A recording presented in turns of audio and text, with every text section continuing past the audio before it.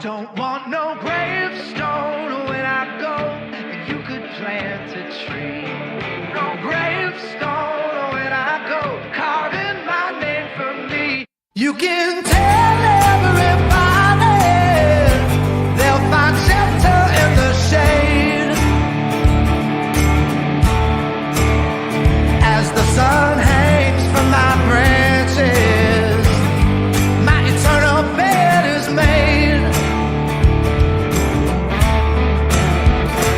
When the earth is my bed sheet and my body is a shell, let my rings count the stories that only time can tell. I don't want no gravestone when I go, and you could plant a tree. I don't want no gravestone when I go, carving my name for me. Carving my name for me, yeah.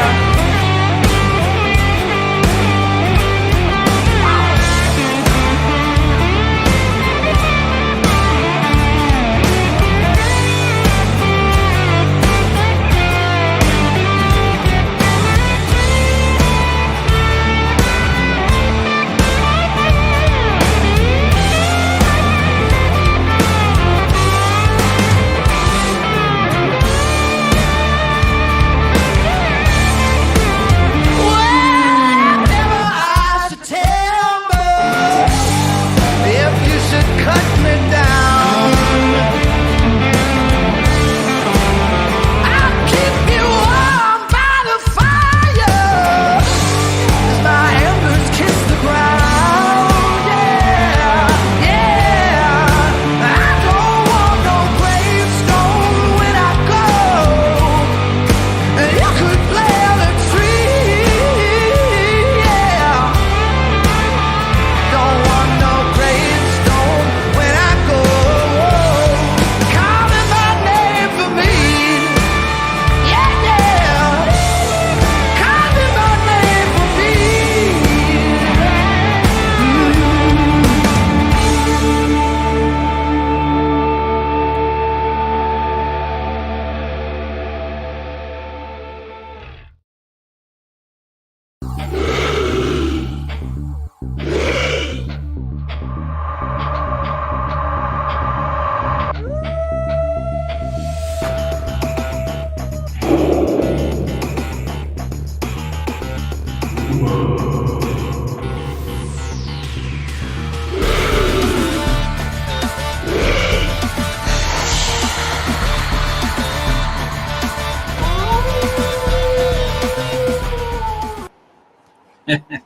Hey, Freaky.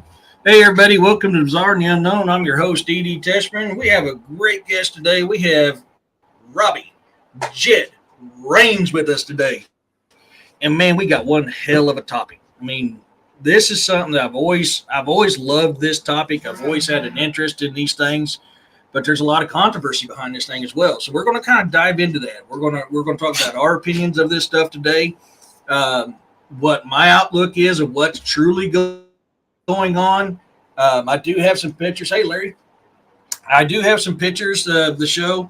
And I've got a couple news articles. One's from Time Magazine. The other one is Live Science. And the reason why I picked these two, because I kind of want to show you what they're trying to project these things are versus what I believe they truly are. Hey, Tanya. So this is going to be interesting. Robbie, how you doing today, buddy? Doing good, man. How are you? Oh, I'm busier than a hiccup on a New Year's Eve party, man. Hey, Lee. But yeah, this is interesting. So I'm kind of curious, everybody in the chat. What do you guys think about these dire wolves? I want to hear your guys' opinion before we start diving into ours a little bit. And while I'm trying to get this other thing to pop up because my computer's being my computer as usual. But freaky. Hey, there we go. If I Dire wolves. That's a good one. There I we agree go. with that. Yeah. Come on, baby. Pop up here. Thank you. Now let's load a little quicker. This thing is, hey, Bounty. Man, I had to restart this about 15 minutes before the show. Hey, Ryan, what's going on, buddy? Yeah, I agree with you 100%, Ryan. I really do. I really do. But that's just my opinion. Let me see if I make sure I didn't miss nobody here. And I figure Roxanne today for the top of the hour, being we got Robbie with us, will our commercial for top of the hour be him promoting his books and his store. Hey, oh, which I've got a couple of his stuff here I can show off when we're ready. Yeah, I've got the hats. You can barely see that in the background, the little glass thing. I'm trying to get that where you can show us up better on here that you made, bud. Appreciate it. But that's about the best I can get right there. And then I got the magnets here we'll show off. So we got some stuff, and we'll use you as the commercial for the top of the hour today. And with that being said, that's still taking time to load. So we'll just go ahead and hop in it. So me and Robbie was able to talk for a few minutes backstage about our opinions on it. My personal opinion. Well, actually, let me pose you two questions, everybody in the chat. This is a couple theories why I think they're doing this. I'm pretty sure all of us have seen plenty of videos and pictures of people claiming they've seen a dire wolf or shot one. And a lot of it, I would have to say is CGI'd, 100%. Yeah, almost said AA, freaky. But and I'm wondering, is this why?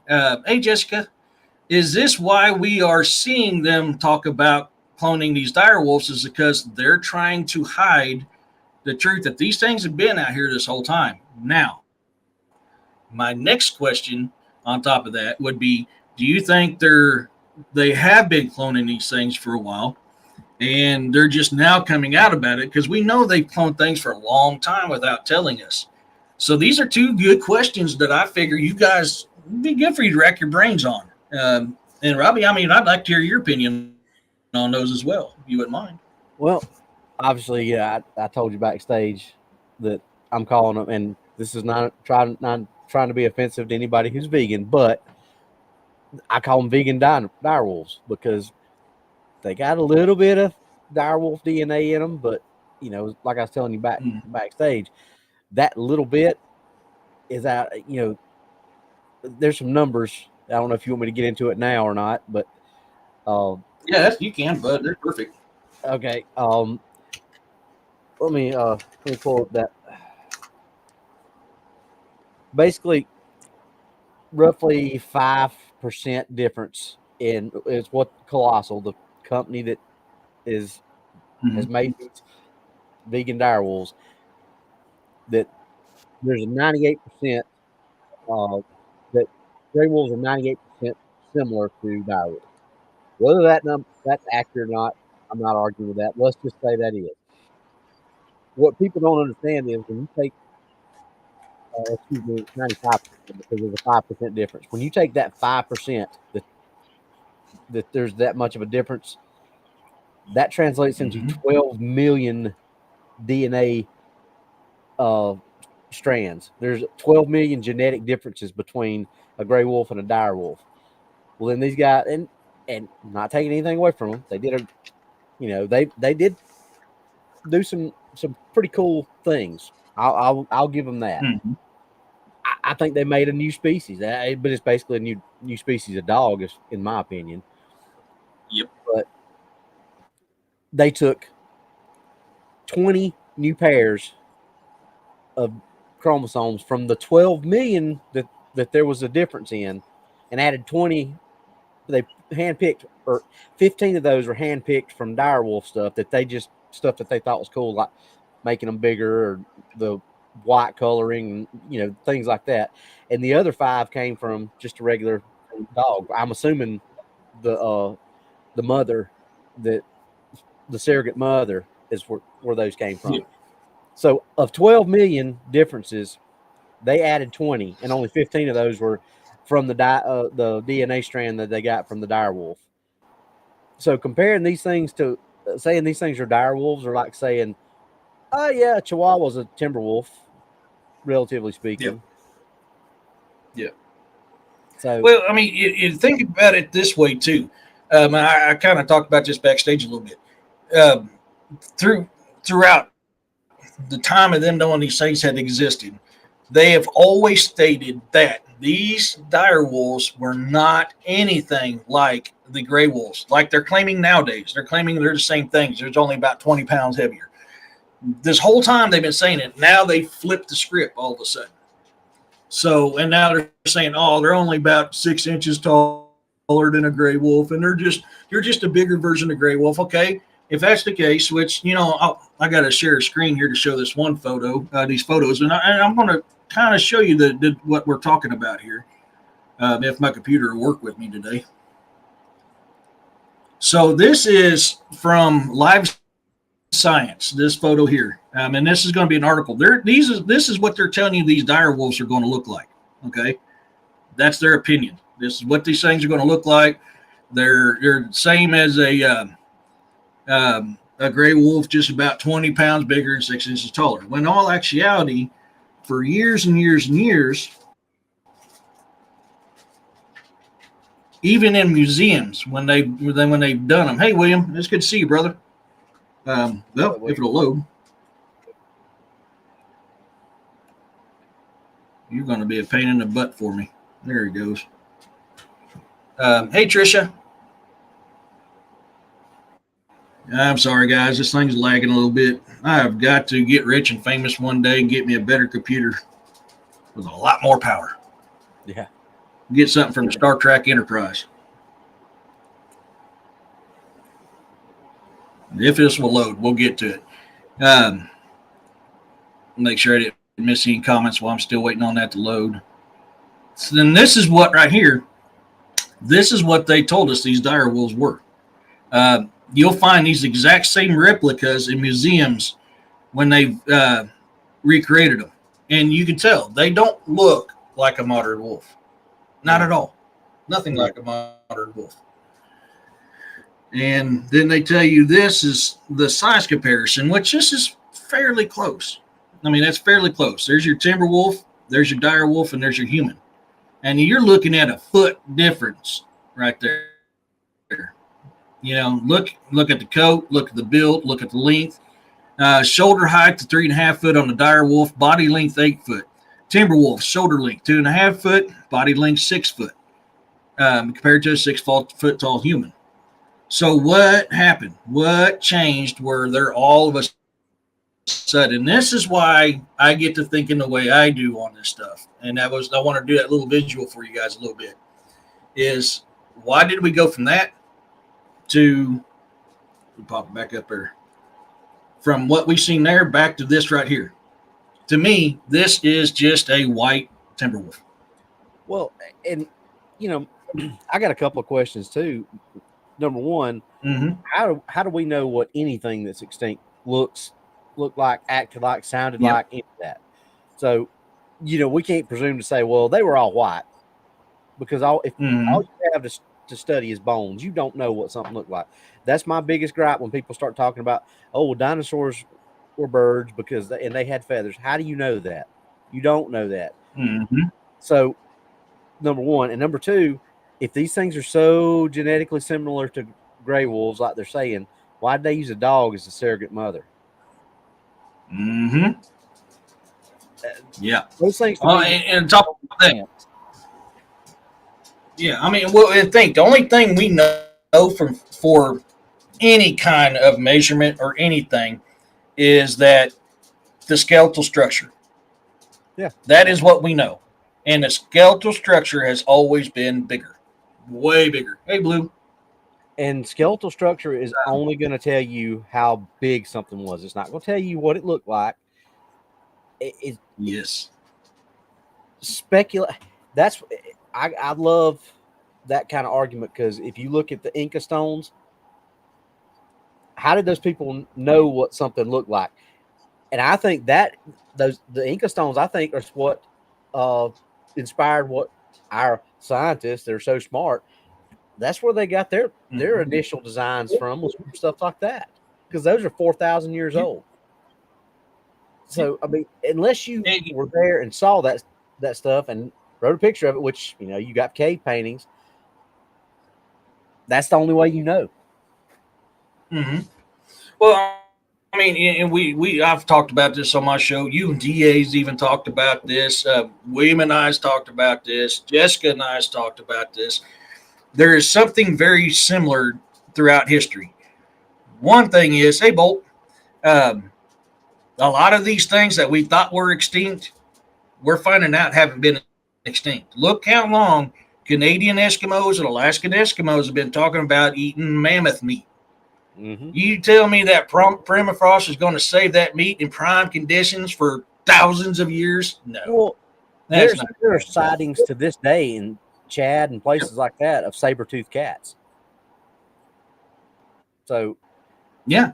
And I've heard Jessica do shows all the time about dinosaur type, velociraptor type creatures around Georgia all the time. Look at all the Thunderbird sightings that are presumably pterosaurs. McKelly and Bembe. I mean, I love the fact that most of these scientists have all they have, their big linchpin and everything is time. If you take time away from most of these people, they don't have a leg to stand on, and they use that circular reasoning. Well, how do you know how old the fossils are? From the rocks around them. Well, how do you know how old the rocks are? Well, from the bones that we find them in. That's circular reasoning.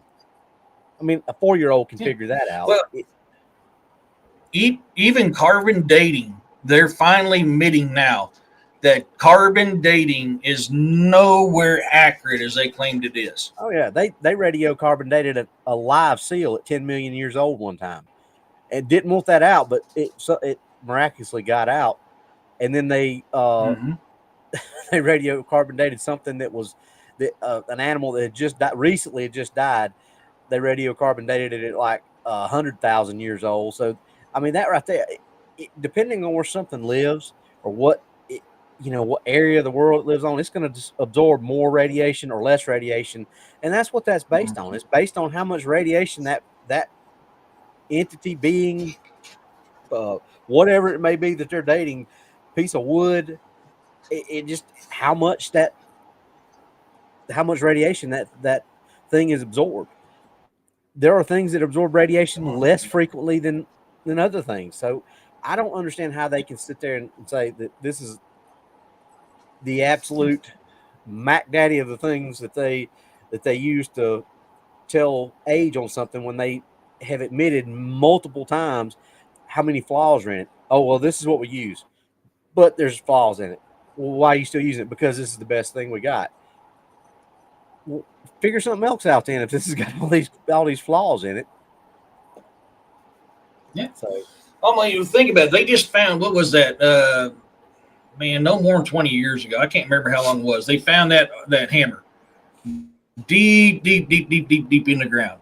That's supposedly the only way it could got there, because there was no soil disturbances if it was there. And they dated it to, what was it, 300,000 years ago, I think it was. Yeah, and it was a modern hammer from the 60s. I mean, it was just a hammer from the 60s. What happened was somebody dug a hole, lost a damn hammer. They filled it back in. It settled, because what does soil do? Once you fill it back in, you get all, come on, Snow, you get all that water, the walking on it, everything. What happens is the soil ends up settling. Buddy, if you can't behave and do your thing, you're going to get back down on the ground. You know how it works. You're being rude now. Sorry, guys. Snow has been missing me. I've been gone since I got off the show with William this morning. So, but I mean, that is prime example there. They carbon dated that thing for hundreds of thousands of years, and they were completely wrong. Well, because they can still see the branding name, the date, everything on the head of that hammer. Well, here's Don, the big thing. They talk about the strata and fossils and all that stuff, and that's their big periodic, or not periodic table, but that's their big timetable basically is the different layers of strata. Every layer of strata is like what 10,000 years they say. Okay, we'll explain polystrata fossils then.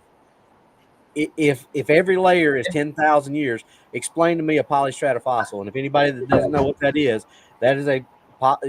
break it down. Poly meaning many, strata meaning layer. Polystrata fossil is a fossil that goes through multiple layers, like a tree. You get a fossilized tree that goes through 5 or 6 different layers. Explain to me, based on all their scientific principle, explain to me how that tree stayed there and got fossilized over 20, 30, 40,000 years going through multiple layers. Did it just not rot in certain places while it waited? No. It fossilized because fossilization happens like that. We all know that, but they don't want to admit how it happens. That like I said, time is their linchpin. If you take time away from them, then they can't explain anything. And I think it's the same reasoning with these wolves. Oh well, the specimens we got here, those were older specimens, and they had already started getting smaller at the time of the fossil, the DNA we got out of this fossil. So these were smaller. So BS. Just admit that you made a big dog. Yeah. I mean, and that's why I posed that question. Are they cloning these to cover something up? We know. Possibly. I mean, historically proven, we know humans and dinosaurs coexisted side by side. Yep. Mesoamerican artwork shows you that. Fossilized creek beds show you that. You can't tell me that something walked that creek bed millions of years before a human did, and their footprints are at the exact same layer, exact same depth, exact same clay color, or anything. I'm sorry, man. I am no scientist. I did take science in college, but even I know that. The Inca stones prove that. Because you've heard me say it on our show many times. They couldn't get on the Googles back 4,000 years ago and type in, what does a stegosaurus look like? Yep. They looked at it and they saw it and they drew a picture of it on rock. They drew a picture of what we have as a brontosaurus or what we have as a Tyrannosaurus Rex. I mean, they saw these things because they existed with them. Reptiles grow their entire life. If you have and the world was more heavily oxygenated before the flood. So if you had an iguana that lived to be 900 years old and grew that entire 900 years, how big of an iguana would you have in 900 years? Probably about the size of a T-Rex. Anaconda. Yeah, exactly. I mean, look at an anaconda. Yeah, Titanoboa. And here's the thing. People love to throw out, the word dinosaur was invented in the 1800s. 1864. Yeah, 1800s is when that word was invented, and it just means terrible lizard. But the word dragon was used over 100 times in the Bible, and I ain't trying to get religious or anything, but that's what people called things during that time. You're a medieval knight, and you're riding on your horse, and you turn the corner and you see a T-Rex. You're probably going to call it a dragon if that's the word.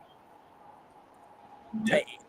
Well, and think about this. There's recent studies on Tyrannosaurus Rex showing that they may have been wrong. Not only were their forearms way bigger than what they thought because they found a more complete skeletal structure. People, you got to think about this. When it comes to fossils and structuralizing a creature from a fossil base, you're working off of roughly, you're lucky at 8%. 8% of a usable fossil. So it is literally playing Legos, trying to figure out things on this.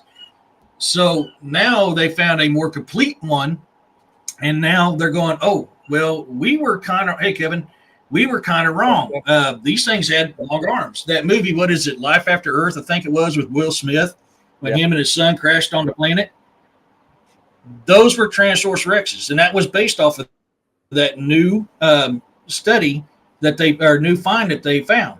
Not only have they figured that out, now there's a lot of scientists or archaeologists coming out going, we think these things had wings.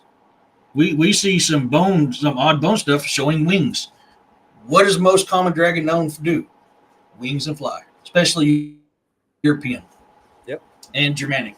Well, that's still European. So, but yeah. just think about it in our lifetime, Eric. How many times have they changed what they've said about? Oh, well, Yeah. it did this. It did this. It was this. I can remember when I was a kid, Tyrannosaurus Rex was supposedly the baddest predator on the face of the earth, and then Tom Warner came in and said, "Oh no, no, no, no! It was a scavenger. It couldn't hunt." And then 2 or 3 other scientists came in a couple of years later and was like, "You're an idiot. It's a hunter. Look at the olfactory cavities in its nose. It could scent better than turkey vulture. It had to be a hunter. What? Look at it. It had its eyes were set just like a predator or predatory. It wasn't set like so. And then now they're changing again. Oh, it was this. They don't know. Science is nothing more than guesstimation, or that kind of science is nothing more than guesstimation. So, I mean, it's like we are with Bigfoot and Dogman. Until somebody's got a specimen, nobody's an expert in this field. All we are is giving our best guesses to what we think based on things that we've seen and had happen to us in the field. Yeah. The only ones who really knew about it was the people who lived with them back in that time. And that's why Native American resources is a very good one when it comes to cryptids, because they dealt with them. They lived with them. They warred with them. They traded with them. They did this stuff. I don't know if you caught the show. I caught actual language out here on my property. I heard an extremely loud wolf owl to the north of me, and a split second later, and this was after I'd done a Sunday show with Jessica, and to the southeast of me, a crap ton of coyotes, and they were like really close, really loud. So I stuck out my parabolic mic and started recording. Well, I didn't catch the house. What I caught was a female going Shante, which is Lakota. And in Lakota, there's a Lakota lullaby. Shante waste hoste da doggy hastima. Keyword Shante. And then you get 2 different males speaking what sounded like Chickasaw. So we know they have language. Native Americans talked about they have language. So this is stuff they talk about quite often. And something I want to point out here, and let me get back up to Roxanne's deal, because Roxanne hit something very, very important. Because of the fossils, they found that not only was it Tyrannosaurus Rex, but velociraptors and some others had feathers as well. What is the closest thing related to a Tyrannosaurus Rex walking this planet today? I'm going to give everybody a chance to guess what that is. Yeah, did you see the size of that chicken? Kevin, my God. Did you see the size of that chicken? I love that movie. The chicken is the closest related life form to this day to a Tyrannosaurus Rex. You look at the DNA structure of a chicken and cross it with a Tyrannosaurus Rex, they are the closest thing related to a Tyrannosaurus Rex to this day is a chicken. Which brings us full circle to what we were talking about earlier, though. How many genetic differences does that translate into, though? What are they up now on Tyrannosaurus fossils? What, 50 different kinds of Tyrannosaurus Rexes they've discovered now? Something like that. Because think about it this way: we share 98% of our genetic code with a banana. Mm-hmm. So I mean, yeah. Does that mean we're yellow and have a peel? No, because that can translate into millions and millions and millions of genetic differences. So throwing around that 98% or whatever, I think is that Colossal's doing is just a disservice, because there's people out there who don't understand that oh really, they're only 2% different. That's cool. They really did that. No, they didn't, because they're not telling you that percentage translates into almost 20 million differences genetically. See, a modern term, a cat and a dog is 6% genetic difference, if memory serves. It's been a while since I've done biology, so I'm trying to remember. I want to say it's somewhere around 6 or 10% difference between a dog and a cat. Completely different animals. Yeah. Well, but that 6% makes a huge difference. Well, and here's something that people can kind of take: a Ford and a Chevy. They're both cars. Mm-hmm. They're both motor vehicles.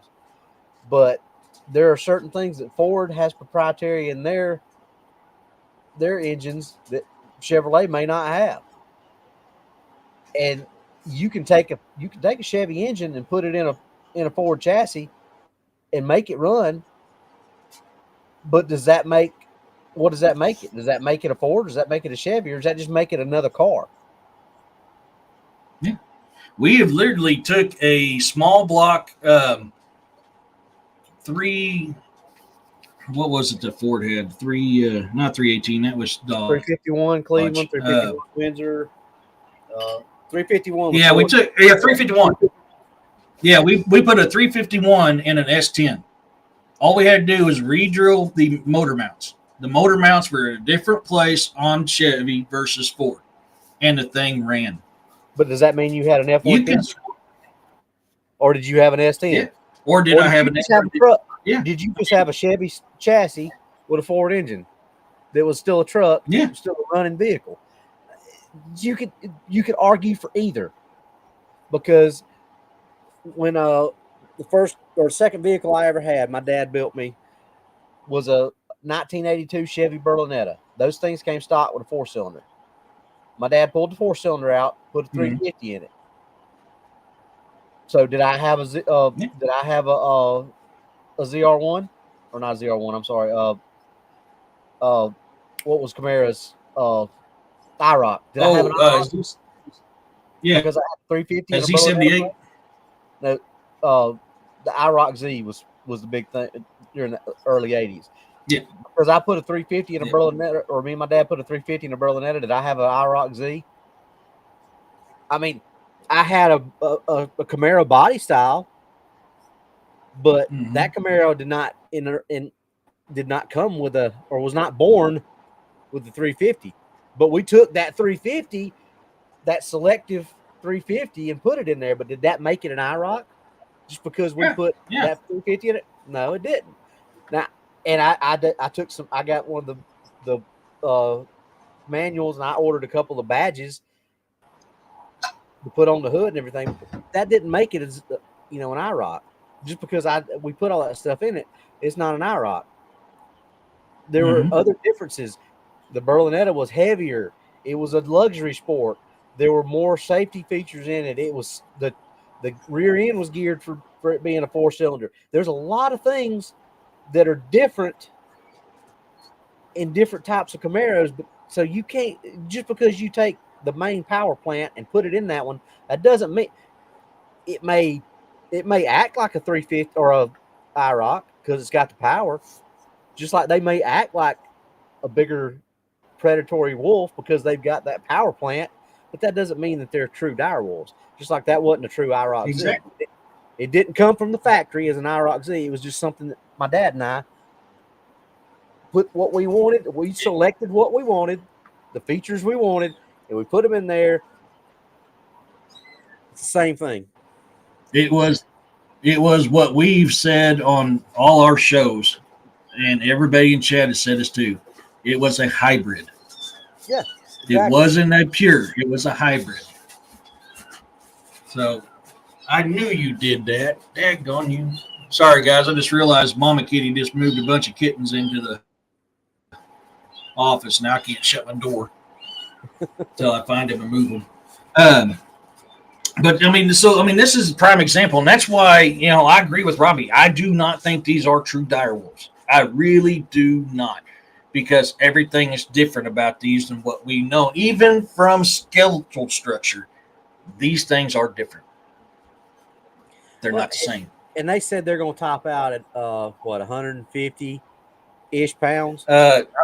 Yeah, around there, I think. Let me see here. Timberwolves are not much smaller than that anyway. No. I'm trying to see if this article's got it in there. I've got Live Science pulled up now.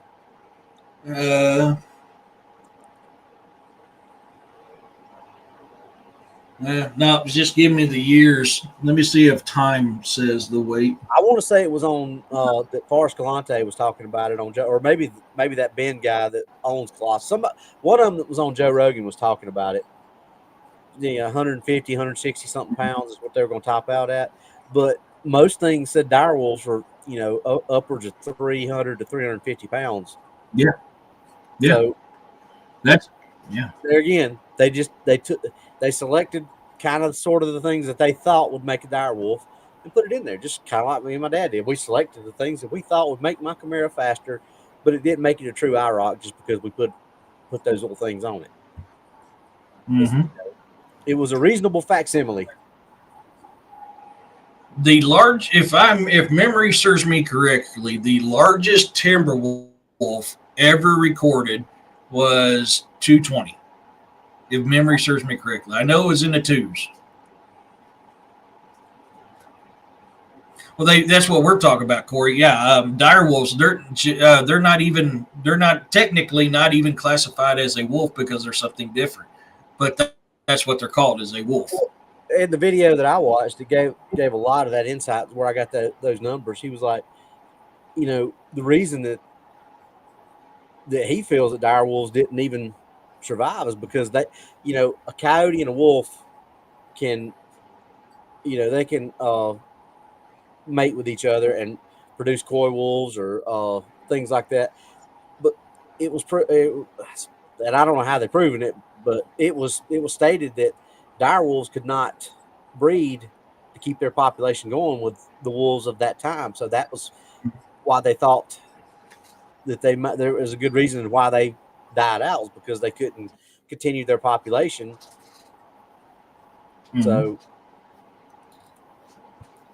Oh, thank you, Roxy. And that's what I was thinking, around 220. Yeah. And that was a big boy.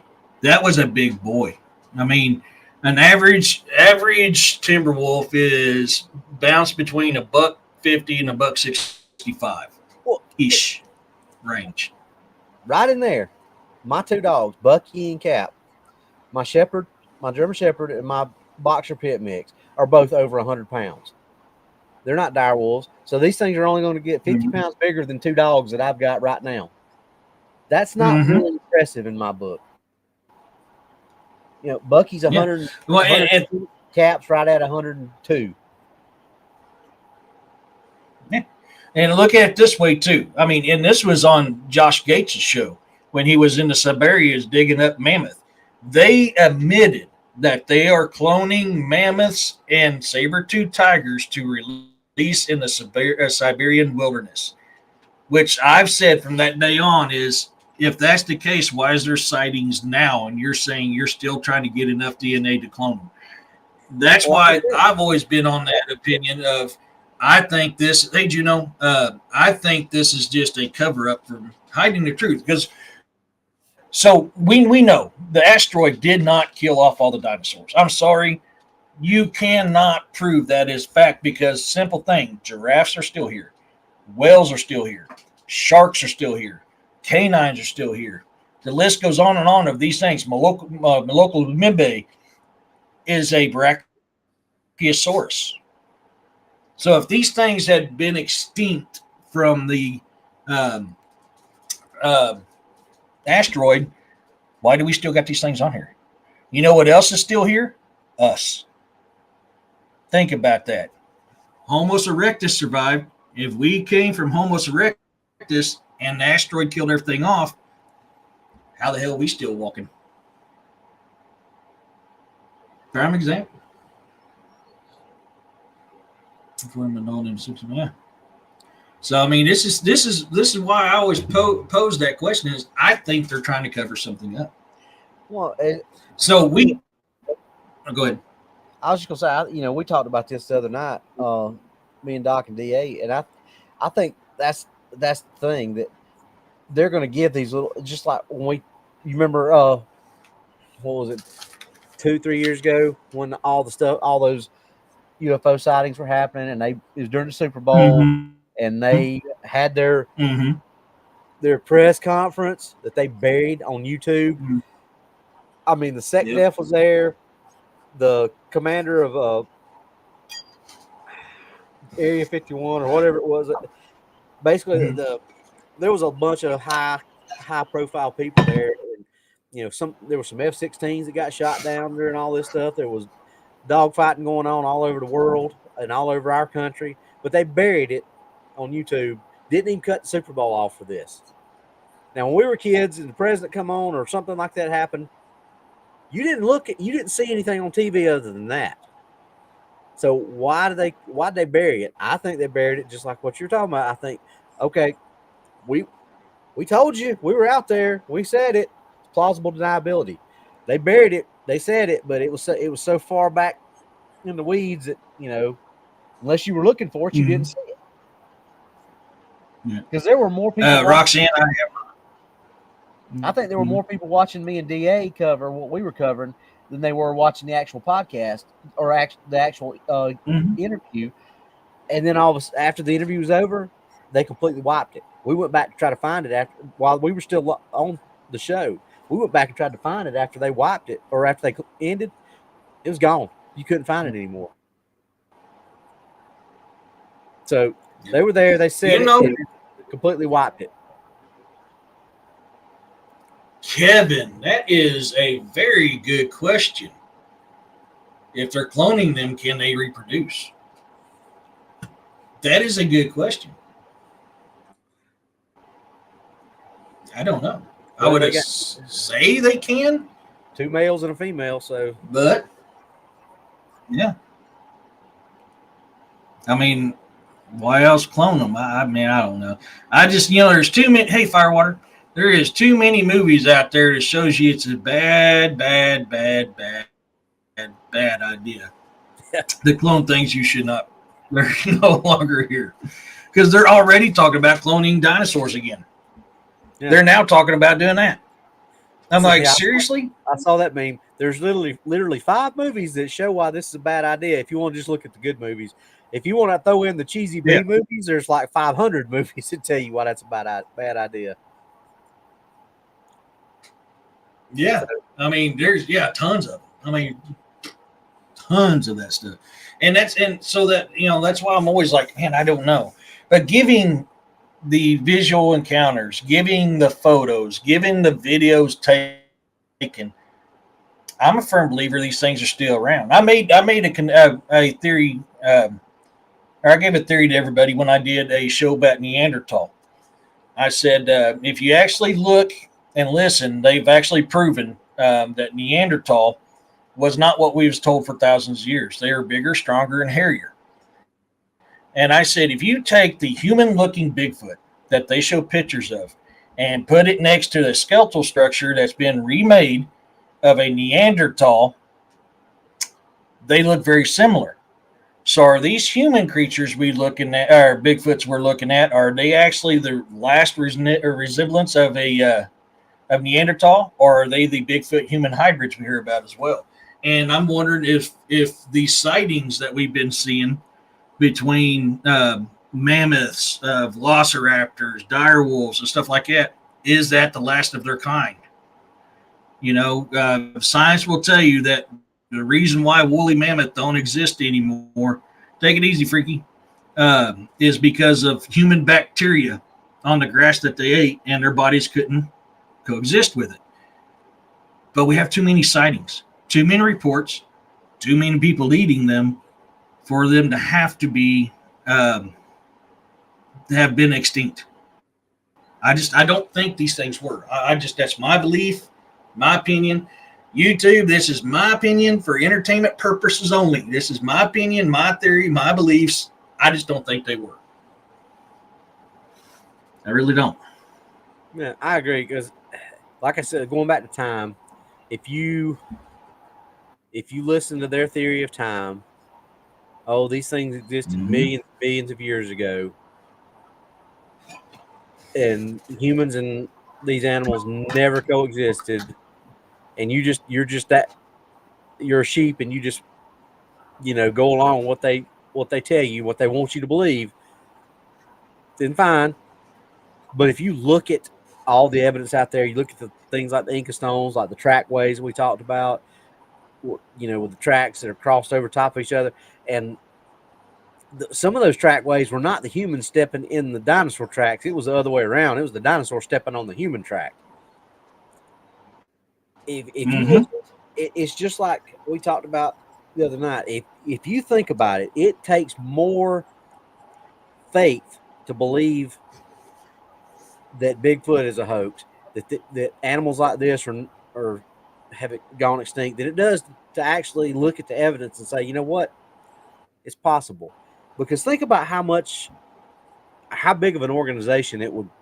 And I know you've heard me say this, to hoax Bigfoot for as long as it's been reported, and I'm not talking about just going back to the 50s and 60s when the term Bigfoot was popularized. I'm talking about go back all the way back as far back in history as things like the Pure Rice map. There are Bigfoot type creatures on the borders of that map. You were on that show when DA and I talked about it and showed that. Williams one actually pointed that out to DA about the creatures in the margin that look like Bigfoot and Dogman. And that's one of the oldest known pieces of writing out there. So if you go, that was created what, 15? Yeah, they believe it was somewhere in the 14 or 1500s. That's it, 14. Yeah.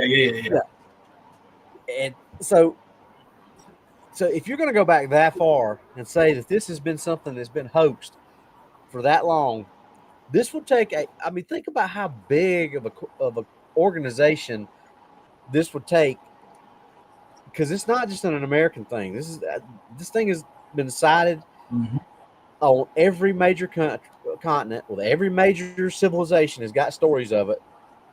And same thing with dinosaurs. So to have all this stuff hoaxed and that be something that they've kept going for all these years, think about how big that is. I mean, that'd be the biggest organization in the world. We've all of us have said this at one point in time. Behind every myth, behind every legend is a kernel of truth. They all came from somewhere.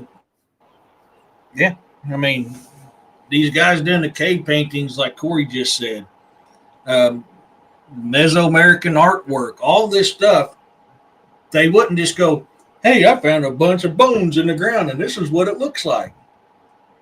They seen it. Now we're up to, I believe it's 15 or 20 creek beds, fossilized creek beds that has been discovered. And they've have them human footprints on dinosaur and human. They've have side by side. We're now up to like 15 or 20 different creek beds we found around the world. Yep. Not just in certain areas, around the world showing this. Yeah. I mean, firewater, what's harder? Does it take more thought to believe a lie or believe a truth? It takes more faith to believe that these creatures don't exist than it does to believe that they do exist. Yeah. In my opinion, because here's the thing. If you've got a million people across the face of the earth that says, hey, I saw this thing, and 999,000 of them are lying, but one of them's telling the truth, guess what? It's true. It doesn't matter if those 999,000 are telling a lie. If one of those million people is telling the truth, and it's true, and they saw this thing, that means it's true. And I think people lose that sometimes. And don't look at that person faked this. He come out and said he faked it. Okay, well, what about the ones that didn't? What about the ones like me, who my story has not changed in 40 plus years? Like DA, the stories he has that hadn't changed, the stories that I've heard you tell multiple times. Fred, people like that. Yeah. Look at your encounter. Yeah. Look at your encounters. You get the exact same. And so I had to take psychology and sociology in college when I was doing forensics, because I was going to be a forensics officer at one time. Me and Leo didn't get along too well. There were certain things about that I didn't like, so I stepped out and I went into what I wanted, and that was wildlife management, Missouri conservation, and that's what I ended up transferring to, because I was like, the system is a system. I won't get into it too much on here. But that's why I made my decision to switch from what I wanted to, or what I was doing, to when I finally found a school that I really wanted. I love the woods. I love being in nature. I love being around animals. I'm more at peace there than I am around any two-legged long pork that's walking this earth. I'm happier in the woods. I love being in the woods. So when I was doing this stuff, you look at things. Not only that, but the training I had in the military, you watch for certain things. There's Jessica. I'm sorry. I thought you was in earlier. How's it going, Jessica? I'll say it again because you're in here now. You know, your facial expressions do not change. They show sincerity. You can literally see you reliving your reenactment in your eyes, in your muscle tone, in your voice. And this is all things we pick up because when we were hunting drug cartel, you can't just walk up to somebody and say, "Hey, where's your hideout at?" You know, we literally had to ask. We make people tell you the truth without them actually telling you the truth. And the things you look at, their eyes, their muscle structure, the tone of their voice, how they move, and perspiration is a big one. A lot of times if somebody's lying, they're sweating bad. You'll start seeing beads of sweat build up around the forehead. This is all things you pick up. Huh? Neurolinguistic programming. That was an interesting class. I went through that. Guy at our state law enforcement division taught that class. If you pattern somebody, or you talk to them long enough, you can figure out whether they're lying or not. And the other thing that people don't think, you hit the nail on the head. Your story does not change. It is the exact same. Fred's is, DA's is. You know, I had a conversation with DA, just one-on-one, no cameras, nothing, because there's certain things I don't share that I've seen in my life. I'll hint around it and I'll talk circles around it, but I won't get in depth. And I went in depth with him today. It's like, this is why I know this stuff. It's because this is what I've seen. This is what I've experienced. I've seen this done firsthand. And that's something you got to, yeah. This is stuff you got to pick up on. And that's what I love about this. So, I mean, that's why I'm partial to my name. Yeah. But so this is the stuff we pick up on. And this is why I see this. So when I see some interviews of people talking about these dire wolves, I'm going, that guy, watch him. He'll do this. And when he's doing this, that is my number one. He's full of crap. The other thing I watch them is they'll stutter, or they'll step on their words, or they'll change it. Looking up and to the left. And this is why, this is why. Sorry, I just seen Bounty's comment there. You're welcome, YouTube. This is stuff that we look at now. Now, there's been some encounters of these dire wolves that people have seen, and the pictures and in the video, you can hear true fear. There's a big difference between fake fear and true fear. True fear, not only can you hear it in their voice, you can see it all over their body. And this is stuff to pick up on.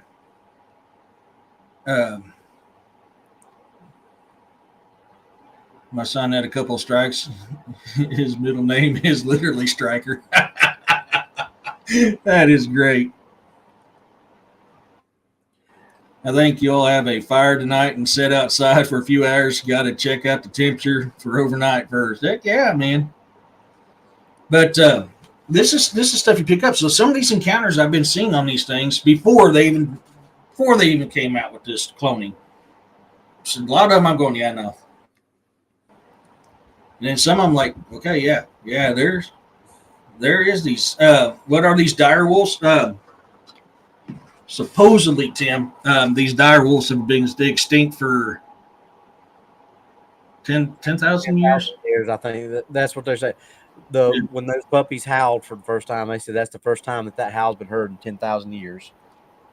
So yeah, okay, that's what I was thinking. Yeah, I was trying to remember off the top of my head because I got several numbers because they were pulling DNA from a 12,000-year-old tooth and a 72,000 skull, or your 23,000-year-old skull. Yeah, one of the bones in the ear out of the skull that was supposedly 72,000 years old. And I think the tooth was between 10 and 13,000.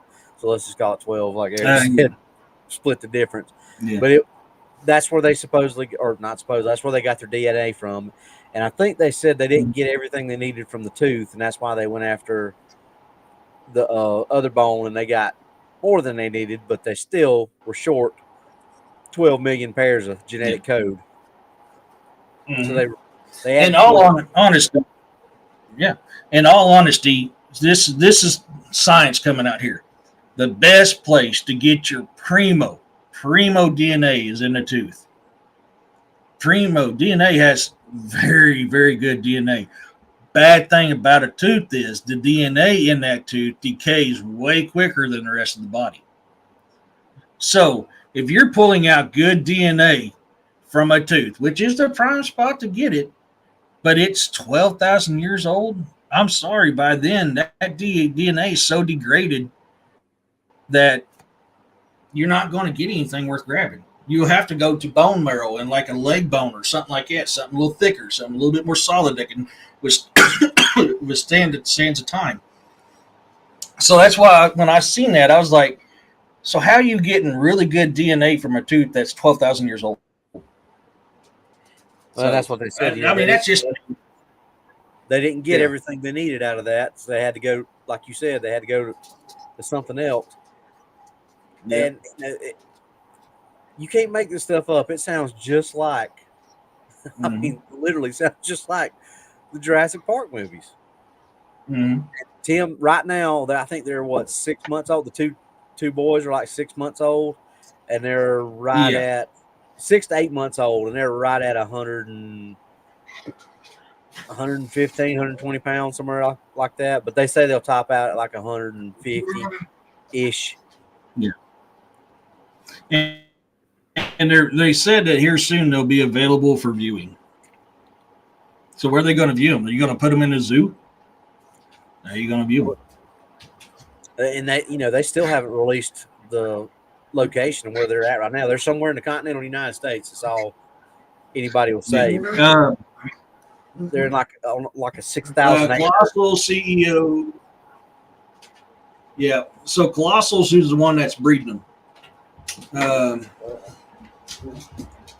Significantly advanced technology is indistinguishable from magic. Let's see. The Colossal CEO Ben Lamb in a statement that accompanied the announcement of the births, quote, it was once said, any significantly advanced technology is indistinguishable from magic, end quote. Or I'm sorry, no, not end quote. Today, our team gets to unveil some of the magic they are working. Oh, never mind. I thought it had more to it. Never mind. I thought it was going to tell me. So Colossal's the one who cloned them. Yeah, that was the company.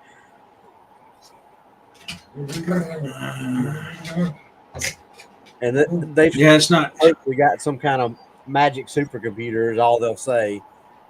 The gene sequencing things, because that's why I with this. It sounds just like the Jurassic Park movie, because those gene sequencers that they were using in '93, the videos of guys doing this with their supposedly that's what they've got that's showing them the gene sequence gap, and that's how they were able to fill in the gaps with what they got from the gray wolf and the dog and all this stuff. And I'm like, guys, didn't y'all watch that movie? Didn't you see what happened? So heck yeah. Roxanne just reminded me, top of the hour. If you wouldn't mind, Roxanne, can you put Robbie's stuff back up? We'll get this knocked out. And Robbie, I want you to talk a little bit about your books, if you wouldn't mind, and the stuff you make. And I'm going to gather some of the stuff I got here that you made for me. And I know you got some stuff too. Most of the stuff, you see a good bit of stuff behind me of some of the stuff that I made. Some of the signs, the D8 Bacchina, and the Lone Wolf Forge Custom, Dark Angel Medical, some of those white tiles. So that's some of the laser engraving stuff. But the big thing that's going on right now, this is book one, the Shadow Walker series. This is Silver Star. This follows Rick Becker, who's a deputy sheriff here in Pickens County somewhere. Not somewhere, he's here in Pickens County. Who goes on a call one night, and his life gets pretty much changed. Let's just put it that way. Uh, the second book is done. It's in edits. Uh, just waiting on edits to get done, and we may end up having to go with a new cover guy because DA and I can't get in touch with Adam. I don't know if you heard about that or not yet, Derek, but No. we hadn't gotten in touch with Adam probably a little over a month, so we don't know where he's at. So I'm shopping around for a new cover person right now unless I can hear from him. But anyway, the second book is called Shadow Walkers, book 2, the creature from Skateboard Swamp, and you can find them on Amazon. Just look up Robbie Jed Rains or Robbie Rains books. I also do the hat. Those are some of the hats for the channel I did for Eric. Let's see, I think I might have a maybe sort of. Here's one of the boxes for the knives to ship out. Oh, I like it. Yep. So a little bit of custom work on the boxes. I don't have any knives. Well, here's some of the slate coasters that I've done.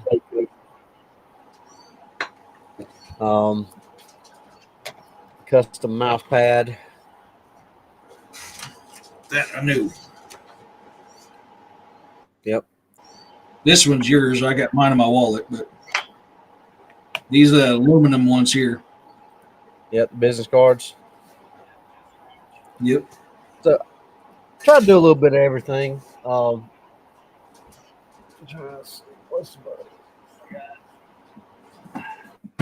This is that canvas material that spray paint the different color layers on it, and then set the laser and it cuts the pattern up. This one actually glows in the dark because it's got a glow in the dark paint over the top of the other paint. So then the laser cuts it out.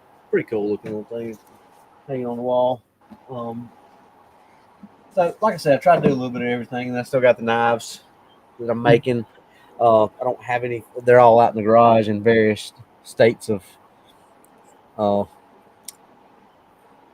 making, repair, or not repair, but you know what I mean. Heck yeah. But the books are kind of taking up a lot of the time right now. I've just started book 3 Thursday of last week. So, like I said, book 2 should be coming out anytime now.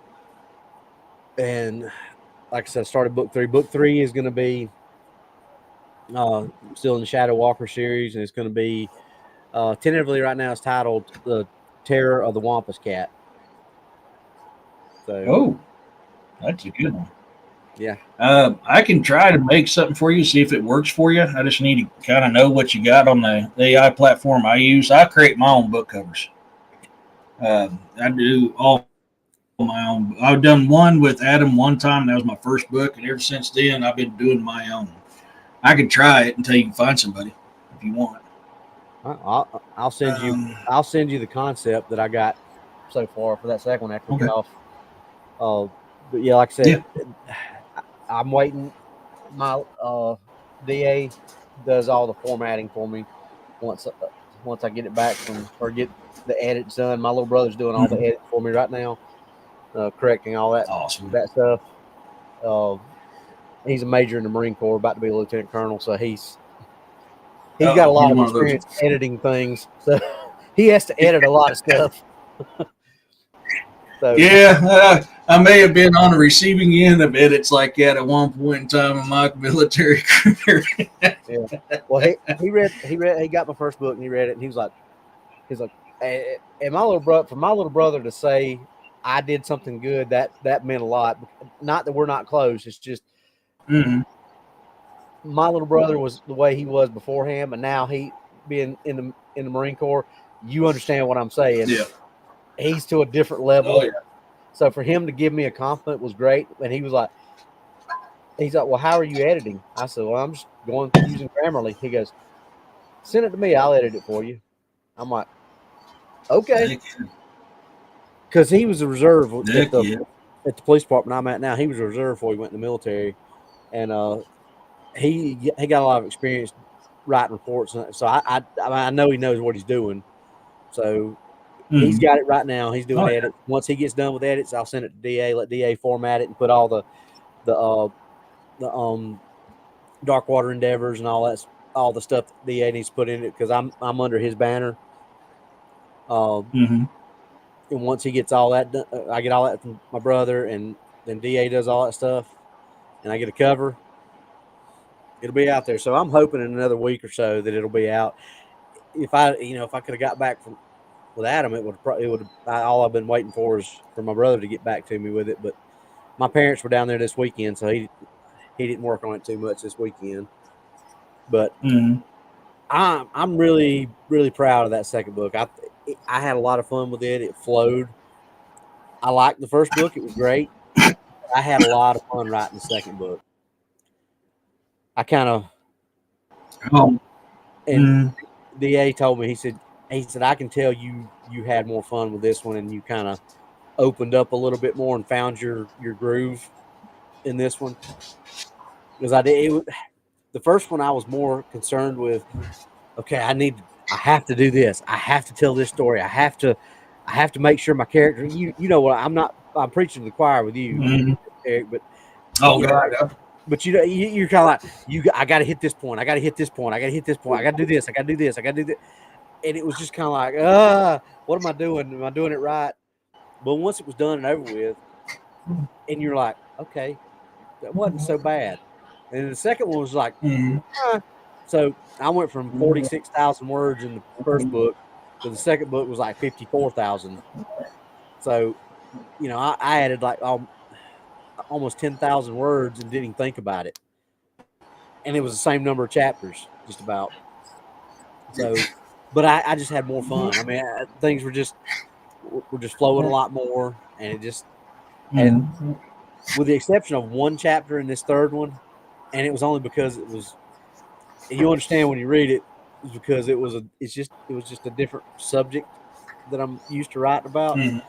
But with the exception of that one chapter, this third one's been just as easy as the second one. I'll tell you this last book. Go ahead. Sorry. No, I was just gonna say I'm enjoying it. It's been fun. Oh, this last book that I'm getting ready to come out, Beast of the Ozarks, First Kill. That was a fun write. And I wrote this one totally different than I did my other books. I mean, and I'm not trying to give it away, so you guys have to read it. But if you've read any of my other books, I wrote this in a different aspect than I did. And that's what's fun. When you get into a book that you absolutely love to write, it's fun. It goes quick. I mean, it goes really quick. But yeah, I mean, there's a lot of people talking up your books, and they're really, really liking them. I haven't had a chance to read one yet, but one of these days I'll be rich and famous, and I'll be able to get me one. I can tell you that. I'm looking forward to reading them. Well, if you got Kindle, you can get it on Kindle and read it that way. You don't have to pay for it because it's on Kindle. Kindle Direct. Yeah, Kindle Direct or Prime. I can't remember what it is off the top of my thing. Off the top of my head. It's one of those two. Yeah. Yeah, that's and I put mine out on audio too. I lose my butt on audio sales, but a lot of people love audio, and when they like the audio, they go out and buy the hard book. Well, and that's why I'll take that book. And I just did the was it KDX or AX, whatever that ACX. That's it. I keep I'm still new to all this stuff. I got an email from them that said that that my book qualified for that free natural AI voice or AI natural voice, how it's worded. So I've had it on. Yeah. Had it on Audible for probably about 5 days now, 6 days, something like that. Roxanne, has it been about 4 or 5 days now, maybe 6? Whenever I put it out, Roxanne knows when I put it out on that. And, obviously it trips up on, like, when I have the main character say 10-4 on the radio, he says, the natural AI says 10-4, and it trips Yeah, up some things. But overall, it hadn't really been that bad. I actually got it myself and have been listening to it just because I was curious how this AI voice is going to say it. But yeah, that's why I thought it had been a couple days. I ain't figured out how to check on my monetary stream from that ACX yet. I don't know. Maybe you know a few tricks or whatever. It's interesting Because it doesn't tie in with my book report. Don't pick it up, and my Amazon book report don't pick it up either. So I don't know how to find out how I've done. So I don't know if I've done good or bad on it or not. Maybe you can give me a.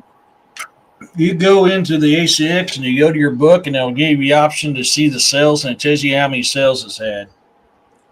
I keep doing that's how I usually find it.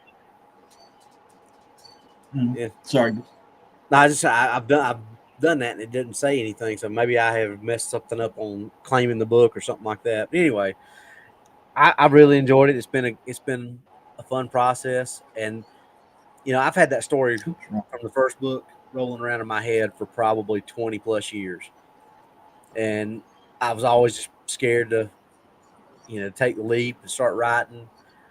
And then now I'm like, well, why didn't I do this? But I wasn't ready, because I learned so much from DA and being friends with him, and and even listening to you and some of the stuff that you talked about when you've been on the show or our show. Yeah, it's just I wasn't ready for it, and no matter what I'd like to tell myself, and how much I'd like to say, oh, I should have started sooner, and how much it sucks to start at 50 years old.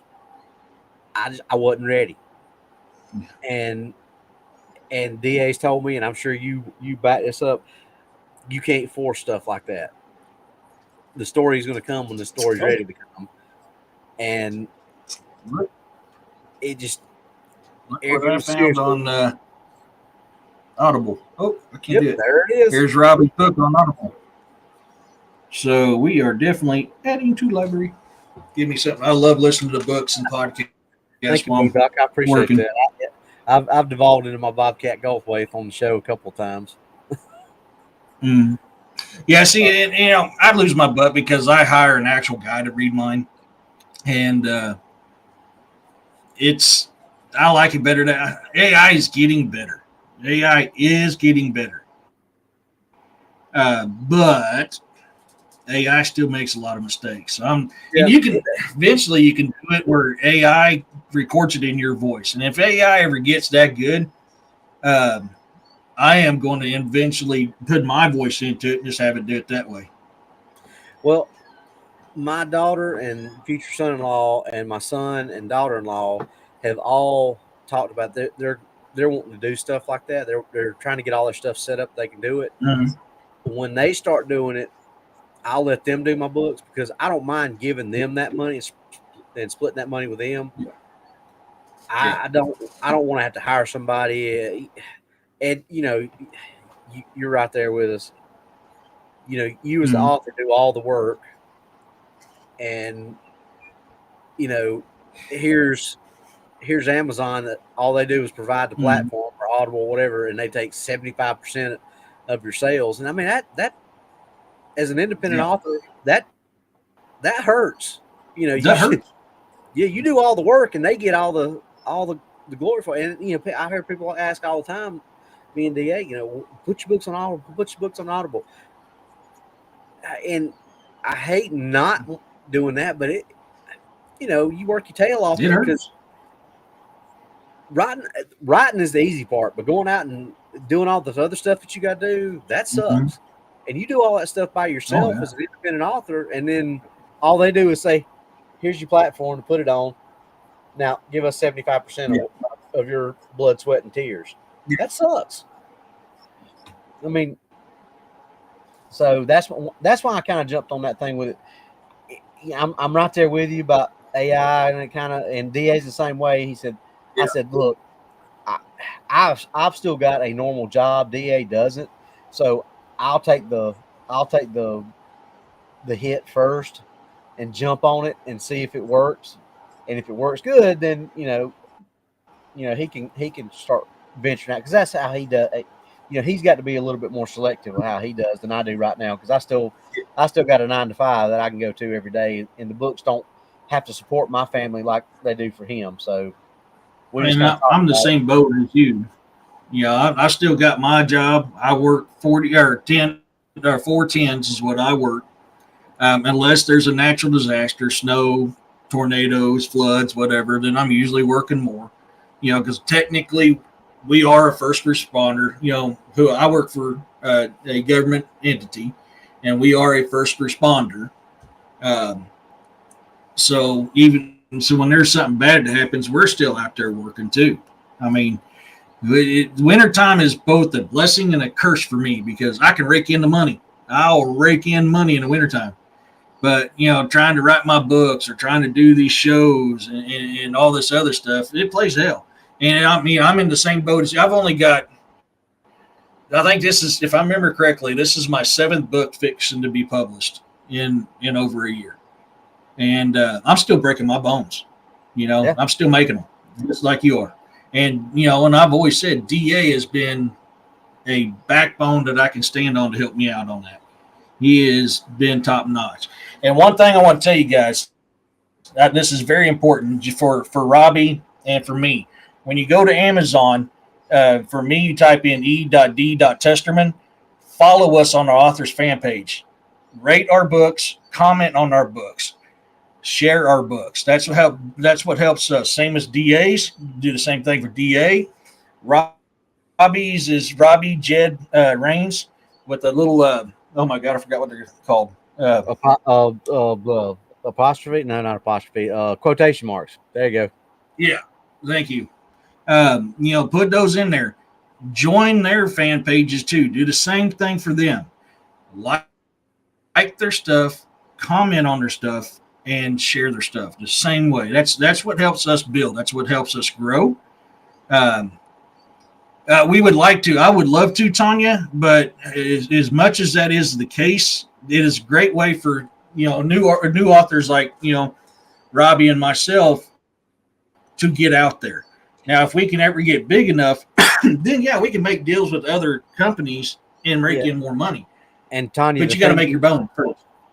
Tanya, the thing that when you to make money, they dangle that carrot. You have to sign an exclusive thing with Amazon, and if Amazon catches your books on anything else, you'll get pretty much like a cease and desist letter from them that, hey, we found your book on blah blah blah platform.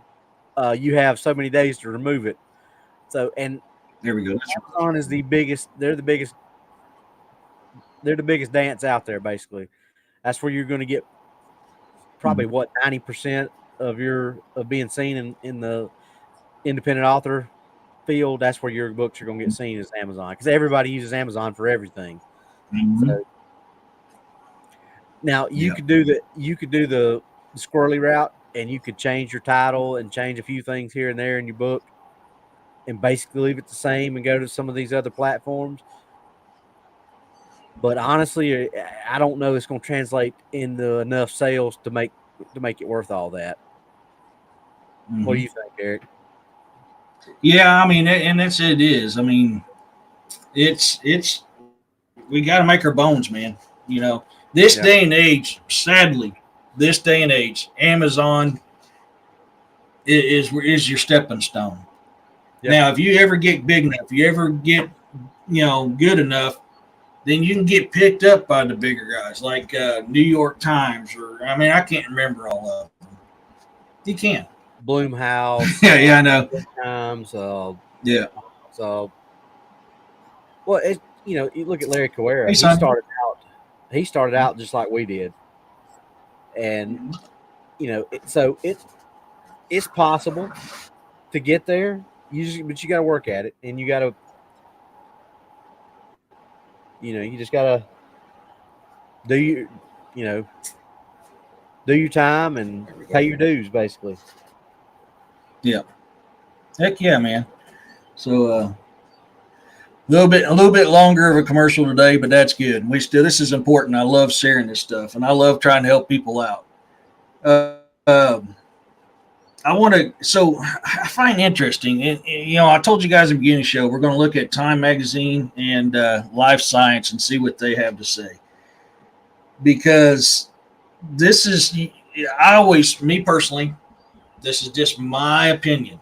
I like to see the opposing sides' opinions and what they're trying to say versus what I see.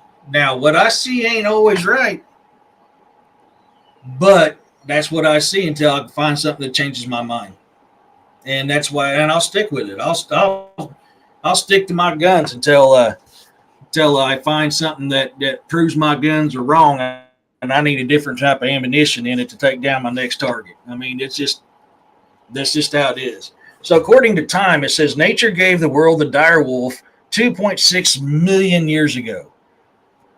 But like we've said before, that's all carbon dated and speculation.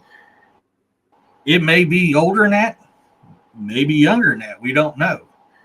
Um, and then through the hard hand of extinction, took it some 10,000 to 13,000 years ago, when the last of the species died out. Now the dire wolf is back, brought bounding into the 21st century by Colossal Biosciences, a Dallas-based biotech company. On 8 April, Colossus announced it had it used both cloning and gene editing, keyword gene editing. Uh, I lost my spot now. Based on the two ancient samples of dire wolf DNA to birth 3 pups. The 6-month-old male, Romulus and Remus, males, Romulus and Remus, and the 2-month-old female, Khaleesi. Interesting names, by the way. Mm-hmm. I didn't even think about that till I just read that. That is some interesting names. Of course, we're jumping into Roman stuff here. Why is everything got to be Roman and Greek? Well, Or Italian? Khaleesi, that's Game of Thrones. Because did you know that the guy who wrote Game of Thrones is one of the big time producer, or not producers, but sponsors for Colossal, along with Peter Jackson. I didn't know that. Actually, yeah, and they're, man, I'll have to get with William. Actually has that, and I thought I saved it, and I guess I didn't. I believe it was William who was showing me that, if memory serves me correctly. But when I was trying to get everything fixed, I couldn't find a photo, so because I was in a little bit of a rush. Show age again. Come on, Roxanne. Yes, I had a birthday a couple of days ago. Okay, I got a year older, another year rotation around the sun.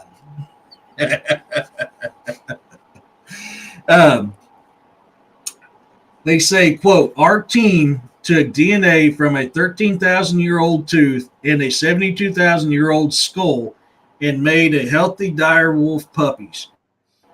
And said, end quote, said Colossus CEO Ben. Oh, I read that one earlier. So exactly what does this work involve? Traditional cloning. Oh, no.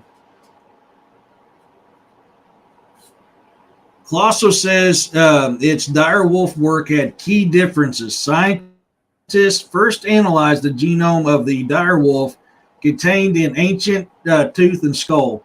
Comparing those genomes to that of the gray wolf, the dire wolf's closest living relatives, which is not, they identified 20 different differences in 14 genes that account for the dire wolf's distinguishing characteristics, including the greater size, white coat, wider head, larger teeth, more powerful shoulders, more muscular legs, and characteristic vocalizations, especially howling and whining.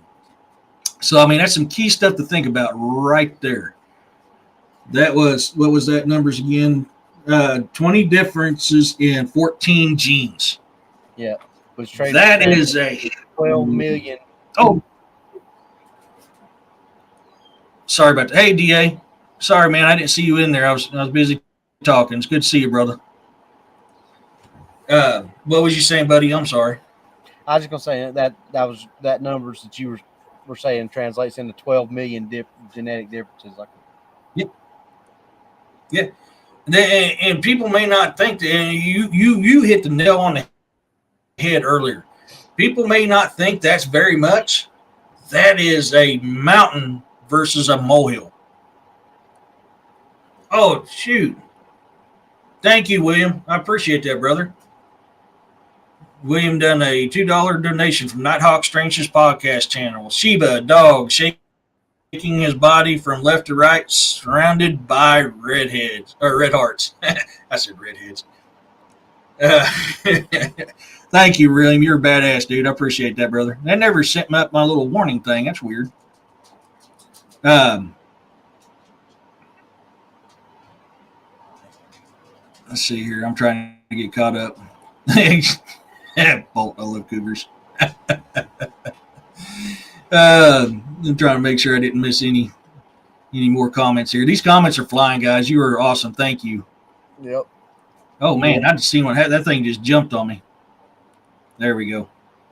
Okay, I hate when it does. It always does that to me a couple times in different shows. That was from Time. Live Science. Let me get back up to the top here. Live Science, because this is where I was showing that picture. Dire wolves made famous by HBO's Game of Thrones have been extinct for around 12,500 years. So we're seeing they're around the same time, but they're also different time frames. One saying 13,000 years, the other one saying 12,500. But thanks to genetic engineers at the biotech company Colossus Biosciences, the majestic predators are back. Let's see here. Dire wolves went extinct around 12,500 years ago. Now, oh, wait, that's the same thing I just read, so why do you have it twice? Scientists at Colosso Biosciences, a biotech-based conservation company, best known for trying to bring back the woolly mammoths. Oh, I didn't even realize that. That is the same company. Yeah. Oh. And that's I didn't even realize that. That's why what you said earlier is so so on the nose, because they have been trying that for a while. So maybe they are trying to cover up something. Yeah, I mean, so and that just I just had another. I hate how my brain is like, oh shit. You see one thing, you start connecting dots. Well, I've just had another dot pop in my head. We know they're trying to bring back the saber-toothed tiger too. Well, they have crossed genetically, which yes, hands down, tigers and lions technically are the same critter. Through the separation of the Pangaean landmass separating, they became two different creatures. I get that. They now can mate and call a liger. Has everybody actually paid attention to a liger and what it closely resembles? And that's your saber cats. That is one of the closest things you can get to a saber cat. So that makes me, Machete, before I forget again, good to see you, buddy. William, you take it easy, brother. It's good having you in here. You get to feeling better, man. It was great being on the show with you this morning. See you, William. So that makes me wonder, was that why the liger was started out, was to cover up? Because what was it? They came out with a liger in the late 80s, early 90s, if memory serves me correctly. Something like that. There's one in Safari Adventures, I thought, in Myrtle Beach, South Carolina. They've got one of the, and I think it's the largest liger in captivity. That son of a gun's like 9.5 feet long and weighs upwards of 1,300 pounds. It's huge. That when they feed it, they bottle feed it. There's like this little 4.5 foot platform that the guy has to stand on and reaches all the way up like that. And the thing's sitting on the ground. Its head, it's barely raising its head up to drink out of the bottom. out of the bottle. That is huge. I've seen it in person. It is massive. Or as some characters would say, it's massive. Mahusive. That is definitely, as Kerry Pocket Doc Davis likes to say, look at that time, boys. DA, yes, we was talking about that earlier, and that's kind of why I'm bringing up this Liger deal, because I think, to me personally, it falls in line with this dire wolf deal. Were they creating these things to cover something up? Because look how many reports of them that's been out there. You know, there's so many reports of, dire wolves, mammoths, saber-tooth tigers, like we were talking about earlier. So many of these reports. Is that I believe it's probably a cover-up for something where they go, oh, man, these things haven't existed. We've been right this whole time. They just, we just started creating them. Yeah, no, I'm sorry. Yep. But it just dawned me. I need to look that up. I'm wondering if them Ligers is not connected to Colossus as well. The thing is, what most people think of the saber-tooth, what DA was talking about, Smilodon. Smilodon fatalis is what most people think of. But there was one that was bigger than that one. That's the one everybody, which is a little bit smaller than what that Liger is. The Smilodon, I think it's called Smilodon Dominator or something like that. Anyway, it was way bigger than what most people see, like the stuff that they see on the Ice Age movies and the 10,000 BC. That was not the biggest saber-tooth species there was. Yeah. So thank you, DA. I actually forgot about that. Yes, there's a lot of reports coming out of the short-faced bear still roaming these parts too. Yep, we talked about that. I forgot all about you. A couple months ago, I think we did a show. But like I said, there are three main Smilodon. There's all kinds of other saber-tooth cats, but the main ones that they put in the saber-tooth tigers, there's three of them, and Fatalis is the one that's in the middle, and that's what most people think of when they see it. So basically, it's small, medium, and large. And the Liger is more on the large size. Let me see if I can find those names right quick. Yeah. Roxanne, I can't remember off the top of my head. I'm wanting to say it was a more canine, but I think there was wolves mixed in with that. I could be wrong.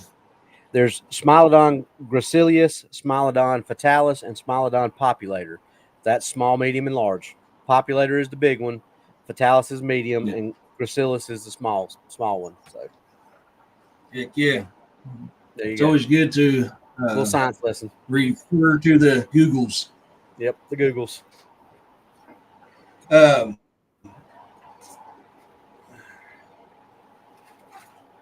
Okay, let's see. The team then tweaked DNA from a modern-day gray wolf's Canis lupus to include these unique gene variants.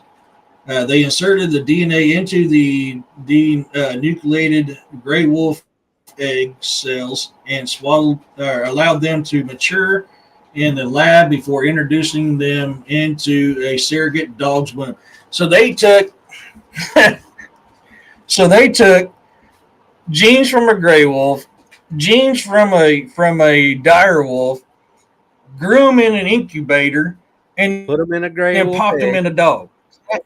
Yeah, well, they took genes from both, put those genes in a dire wolf embryo or egg or whatever, and then put that fertilized embryo into the egg cell of a regular dog and let that grow.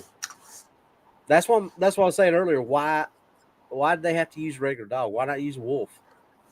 Why not use a gray wolf? Yeah. If you're trying to keep it a wolf and you're claiming they are the ancestors of the gray wolf, why not keep it that way?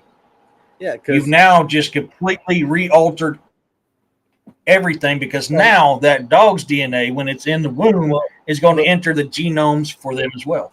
Remember what I said earlier, though? They took 15, they put 20 of the 12 million differences. They picked 20 out of those 12 million differences. Well, 15 of those were from the dire wolf. Mm-hmm. 5 of them were from a regular dog, which is what they're saying. Yeah. But I think that's the key that a lot of people are not, not keying in on. Pardon the pun. Oh crap! That can't make it. But there's a reason that they use that dog, and there's a reason that they use those dog. Those five of those 20 came from a dog. What that reason is, I don't know, but there's a reason.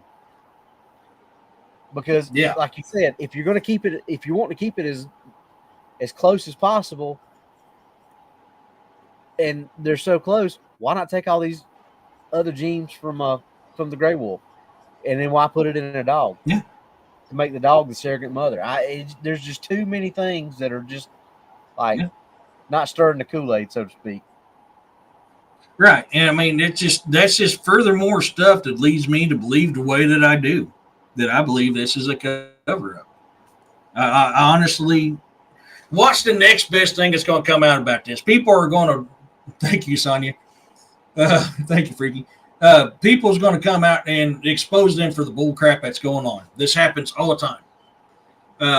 There's videos all over YouTube, and that's where I got the term vegan dire wolf, because the guy was like, "Yep, did they really make a dire wolf? Nah, I don't think so. They made so he had this little cartoon edit, and he pulls the blanket off of it.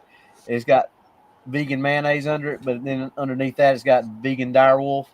He said, it's kind of like a dire wolf, but it's not really a dire wolf. So it's a vegan dire wolf, because of 12 million differences, they put 20 of those, but but out of those 20, 5 of them were from a dog. So there's only 15 genetic markers out of those 12 million differences that actually came from a dire wolf. The other 5 came from a regular dog.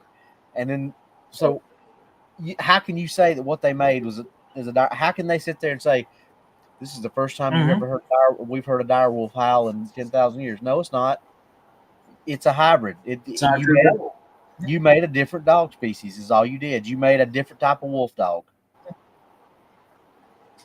Yeah, as soon as they come out and they get exposed on that, it'll take several years. It always happens because they're going to fight it tooth and nail like they always do. Now they're going to, you got us. We lied. We made these so you can have your own personal pet one that's not going to eat you alive. They do this crap all the time. Every single time they turn around, they do this crap. It's the same dance, same song, same routine every single time. And the thing is as I've pointed this out, you guys have pointed it, a lot of us in this show, Jessica, William, we've all pointed this out.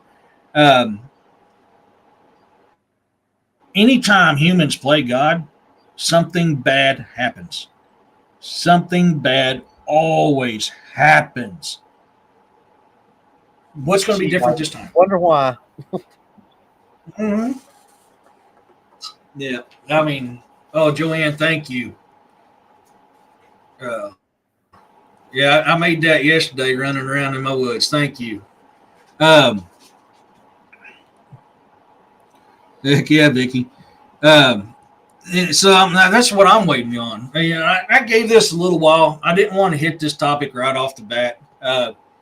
I knew everybody and their brother was. I'm one of those guys. I like to let it set for a little bit and simmer and see what else floats up to the surface before I do anything on it. It's something I learned. How do I put it this way? Living in a life I've lived in my time frame, I've always learned, don't believe anything that comes out right off the bat. A good rule of thumb, give it a minimum of 3 days. I prefer a couple weeks, sometimes a month, because the truth behind what actually comes out, you'll find out that that's not the truth. The real truth comes out later. So that's why I kind of sat on this one for a little bit. I know everybody and their brother's been doing it. So, I mean, I'm way late in the line of doing something on the dire wolves, but I wanted to see. And that's why, I'm sitting here seeing this stuff going, look at all these connections. Look at all these dots. Look at everything that's going on. That's why I do the stuff I did. That's good, Freaky. Yeah, I'm waiting for Morels too, Machete. I meant to look yesterday, but I got busy. And of course, that find that I found that I'm going to be cleaning up kind of got me excited, and I forgot all about the Morels. But I believe, from what I'm hearing, Morels are popping up now. So I don't know if they are. I'd say they are in the South for sure, because they usually get them before we do up here in the Midwest. So, but I hear here in the Midwest they're popping up. So depending on where you're at, they may be very well out right now for you. So yeah, get out there and look for them. I need a good mess of Morels. But they could. I don't. I always smell them. I can always smell them. That's how I find them. Is I smell them. Yeah, Vicky. Yeah. Oh, I do too, Machete. I do too. But so, and that's why I kind of sit on this, and we're seeing more and more stuff come out about this stuff now. I mean, we connected here. At least this Colossus Biosciences is behind a lot of this stuff, and I'm wondering if I do a little background check on Colossus. I guarantee you they're tied to an alphabet soup company. Probably. I can almost guarantee it. They're tied to an alphabet soup company, which, a lot of questions when it comes out to cryptids, about them in the military, doing the same thing with cryptids. I'm wondering if these guys ain't behind it, because obviously they're the leaders in cloning. Well, and there's all kinds of fingers you can point at stuff like that and say, but even if it's not like that, even if they're not connected to some alphabet soup company, which I'm right there with you. I'm sure they probably are. Even if the most of the people, the rank and file, so to speak, don't know that, the ones that are down doing this research, the farther you go up the ladder, the shadier it gets, however you want to look at it. But even if they're not, they're being watched by those people, and if they're not right now, there's a chance that they're going to be some point down the road. Because, let's be honest, like I said earlier, whether or not they've made true dire wolves, I don't think, but they've definitely proved that there's some stuff that they can do that's probably going to be raise some curiosity among these people, if they're, like I said, if they're not already in bed with them, and they're going to be soon enough. So I think so that poses, I pose another question, because this is, every government is this way. When you create something new, what does the three-letter alphabet soup companies and a certain big organization and the military machine love to do with something new that has a lot of teeth? How long will it be before they weaponize it?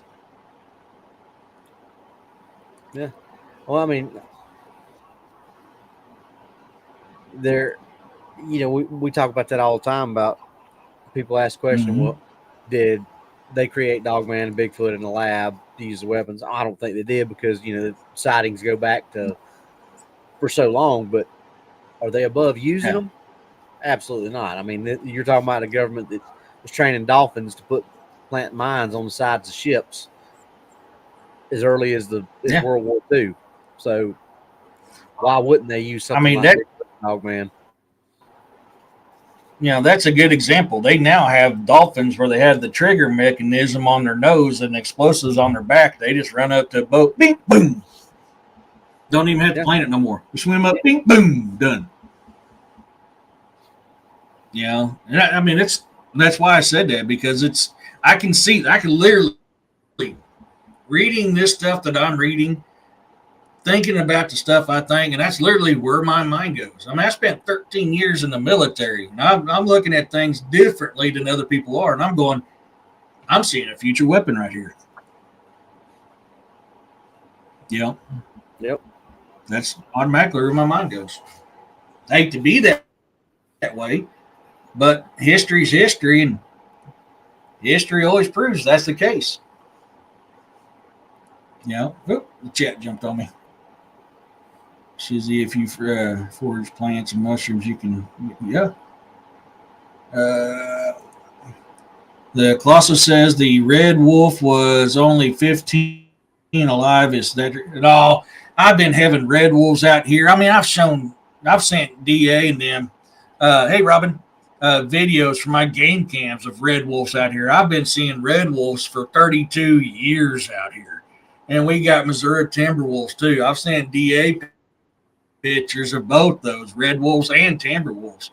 When he's like, they're talking about, red wolves, they're not extinct. Here, bing, send you a picture. Hey, Jeff. Yeah, I mean, they love to say that stuff. Oops, almost said something I can't say on YouTube. The nature law enforcement loves to say things that ain't true. Yes. Yeah, sadly, that is true. I've gotten in arguments with them for years about us not having cougars here. I was like, you're full of crap. I've been stalked by cougars. We've seen cougars. I literally a week or so down the road when I was talking to this guy, I had a cougar running down some highway in front of our truck. You can't tell me cougars ain't here. We got in an argument with them guys about that because there ain't no cougars in Missouri. Yeah, you're full of crap. So I mean, that's just how they. You got to think, okay? I love Robbie and DA pointed this fact out many times, and by God, it's the damn. To me, it's gospel. If you put fear in people, they're not going to go in the woods. They're not going to go to the campgrounds. They're not going to do that stuff. They're not going to make money. That's why they lie and hide about terrifying things. In some places, they just can't. The numbers are too numerous. Montana, Wyoming, Colorado, the list goes on of states that, Grizz is at. Wolf populations are high. You can't lie to them and say it's not there because you're pretty much seeing 10, 15 a day out there. In places like this where you're not going to see them as much, it's easier for them to go, oh, yeah, they don't exist. That's just my theory on it. So, sorry, guys, I'm trying to get caught up on your comments here. Yeah, but we've had this stuff out here for a long time. I think my yeah, Trisha, 100%. It's all about the money. That's why they're gonna lie about dire wolves being out longer than what they say they have. Oh, we're just cloning them now because the population must be growing. My only thought is if they're doing this to cover something up, the only reason why is because the population is growing. Or what we're on right now probably brought a lot of things to light that they can't hide no more, and that's the interweb. Yeah. And go ahead, sorry. We ran the numbers one time, and I think the outdoor camping, whatever you want to call it, whatever industry that is, national parks make $33 million a year on stuff like that. So that's a good chunk of change. So you probably want to protect that asset as much as you possibly could. Exactly. Why? And William and I talk about this all the time. You want to know about the next thing that's going to come out, all you got to do is watch Holly Scrooge. Watch the latest movies, the latest commercials, and the latest TV shows. You want to know the next thing is fixing to be out. I'm a firm believer in this, and I'll stick with this because it's proven to be time and time and time again. Movies, commercials, TV shows are soft disclosures. What have you been seeing a lot of? Zombies. Well, what they got now? They now have a virus that can create zombies. You see, Bigfoot stuff. What they look at all the Bigfoot. Now they got states that's got law outlawing you messing with Bigfoot. They've got some states that's got bounties on bringing in Bigfoot. Soft disclosures, folks. The latest ones, dire wolves. Dire wolves are coming out like crazy. Vampires was another thing. Look how many stuff's come out on this vampire stuff. The list goes on and on and on. It's tried and true. And I think that's what we're dealing with right now with these dire wolves. I really do. That's just my opinion, my theory, my hypothesis. For entertainment purposes only. That's what I believe in. Yeah, Roxanne. So, I don't know. I mean, you guys may feel different than I do, but that's just, I've seen it way too much, way too much, and I think that's exactly what's going on here. I cold-heartedly believe this dire wolf thing is a soft disclosure. I think it's a way for them to make a lot of money, bringing this stuff to the light that we already knew was out there.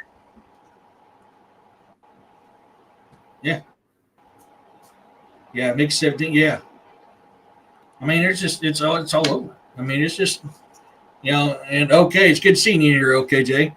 Good right there. There's one right there. There's a state. Washington State has laws that protect Bigfoot.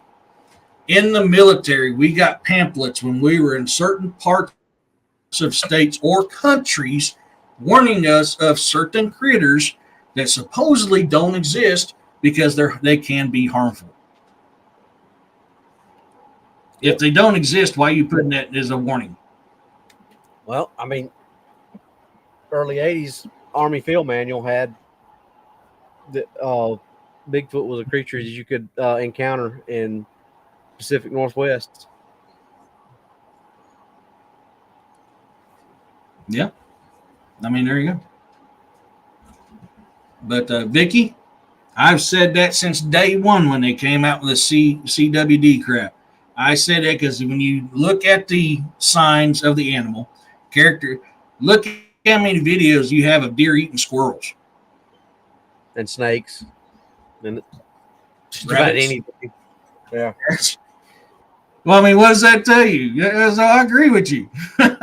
I've always thought that because that fits the narrative. If you think, okay, military puts this off as it was just an officer's training deal for an officer's school, but they actually have a class training you how to secure a town and take out zombies. The U.S. government actually has a zombie task force. If this stuff does not exist, why are you doing this type of training or have this type of task force? Explain that to me. That makes sense.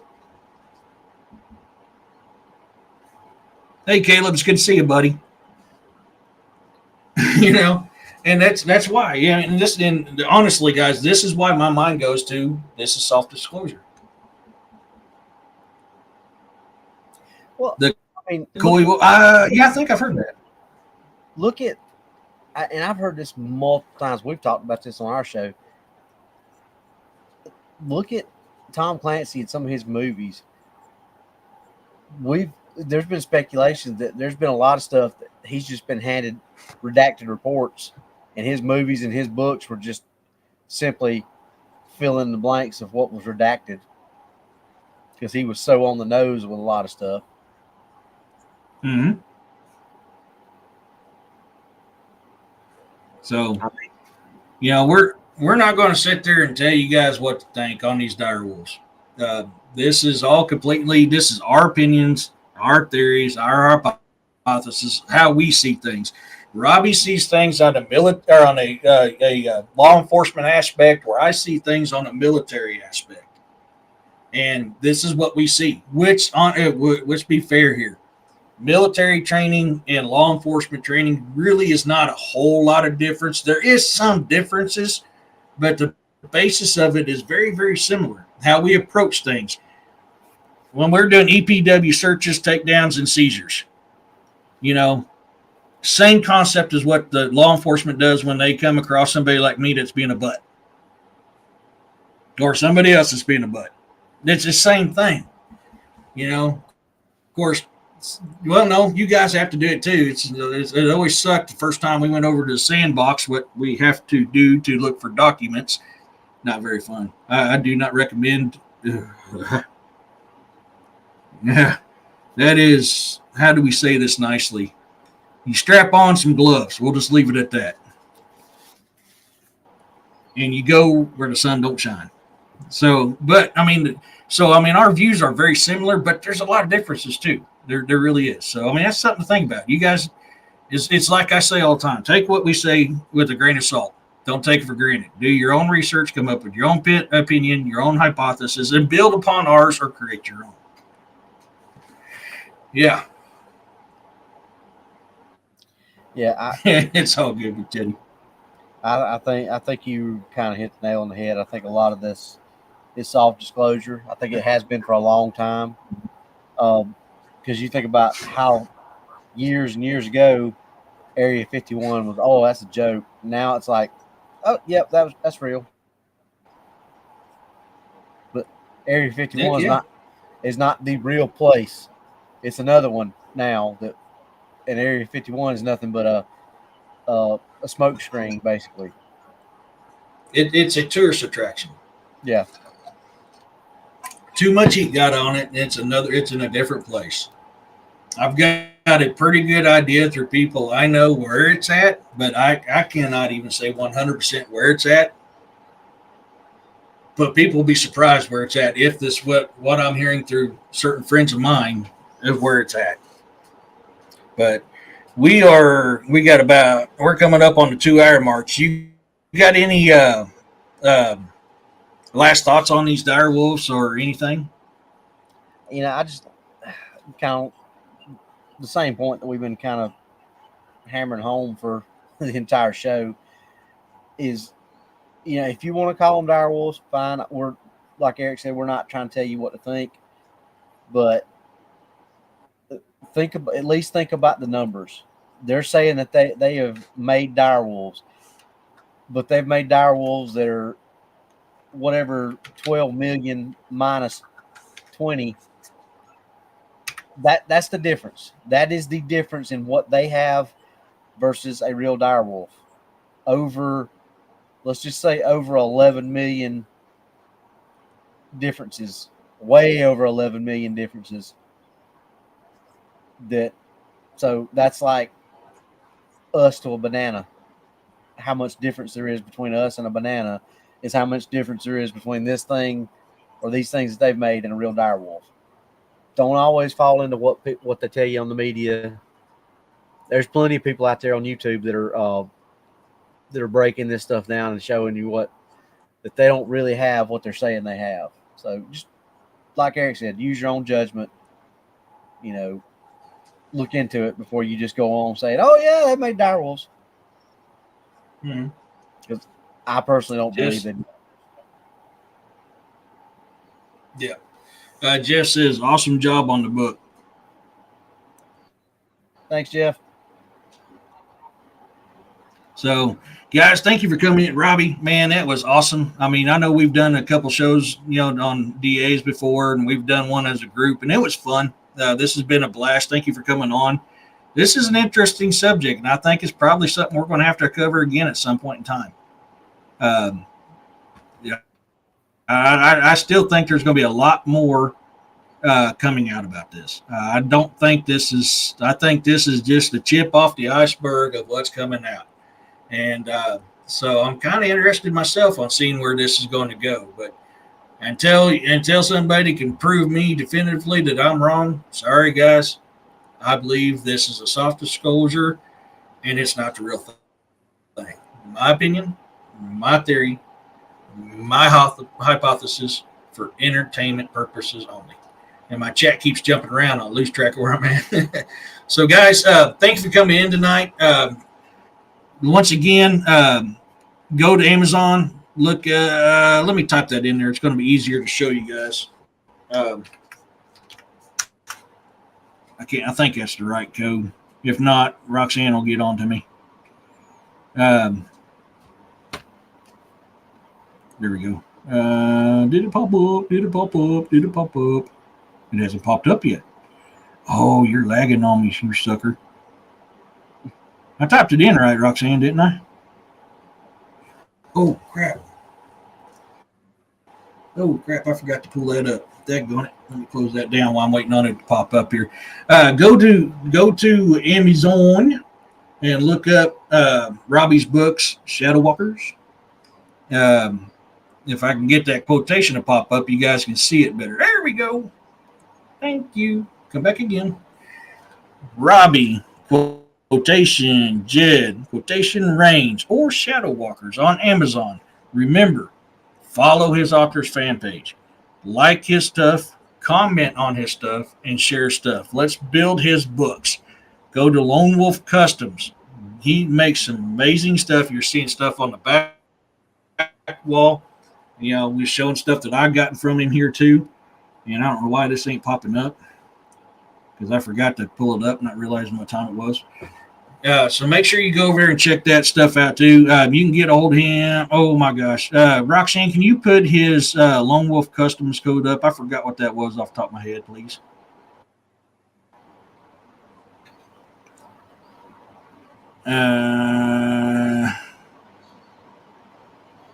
Wait on that to pop up that way, because you can go to Instagram. Yeah, thank you, Roxanne. I appreciate that. I was wondering if that was right. For some reason, I thought that was one of the codes, but I guess it ain't. Stay fried. Hell, you too, Caleb. Man, I don't have my code book. Oh, yeah, I do. I lied. There's my code book.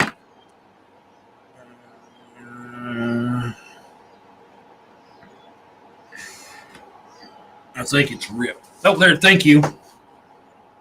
Which I need to change that to Jed. I still have it on RIP. But go to, you can email him at rrains.c8@gmail, or go to his Instagram, Lone Wolf Customs, to find his stuff. Yeah, I'm lost, Roxanne. I forgot I had my deal next to me.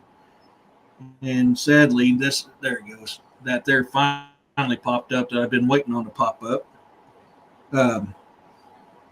Make sure he got some good stuff, folks. He really does. That's why I bought some stuff off him. He does a really good job. Let's support him. Let's support him on DX Machina. He's the co-host with DA Roberts on DX Machina. So make sure you go to YouTube to DX Machina podcast and give them a follow on there. Follow him on Instagram. Thank you. And we should be getting back on our the RRA Redneck Reading Association maybe next Sunday, because DA wanted to wait till we got wait till he got back in his house. And as you know, they're doing that right now as we speak. So yeah. Hopefully I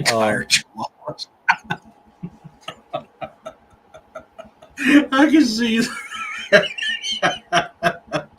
Damn it, Caleb. You got me thinking of that now. Yeah. Sorry, Robbie. That caught me good there. It's true. I mean, brings a whole new meaning to ankle biters, don't it, Roxanne? So yeah, we've been looking forward to that. DA should be. Well, no, I can't. I'll let DA say it. I don't know if he'll be live Wednesday or not. It depends on when everything gets transferred over. We're planning on it. If everything keeps going the way it's going, we should be live Wednesday night. Perfect. That is awesome. But there again, that's what we're planning on. But yeah, he's got it. So at the end, yeah, he's still got to get everything moved over, transferred, and set back up. Yeah. Roxanne, William, Corey, you're my mods. Thank you so much. To my new subscribers, to my OGs, you guys are awesome. You're what makes this show. And I'm truly blessed and humbled for every one of you guys out there. William, thank you again for the $2 super sticker. I appreciate that more than you know. And anybody else, I think AAO said he done a super sticker earlier, but I never did see it pop up. So AAO, thank you so much for that. At the end of the show, I had a poem here I wrote, and I like to read at the end of this show. And it goes like this. There comes a time when a warrior falls. They leave this realm and be missed by all. Raise a glass and keep them in your heart. They have kept this realm safe and performed their part. Look to your veterans, your active duty, your EMTs, and the blue line. What they do or have done was walk that fine line. When the demon comes calling on your soul, they will be there to save us all. Hold them in your prayers, for they are deserving. They all have served or are serving. Once again, guys, thank you so much. Robbie, again, thank you, buddy. I appreciate you. And it was truly an honor and blessing having you on here, man. And with that being said, you guys, I will see you next week. hopefully we'll see you Wednesday. So good night, everybody. Peace, love, and blessings to every single one of y'all.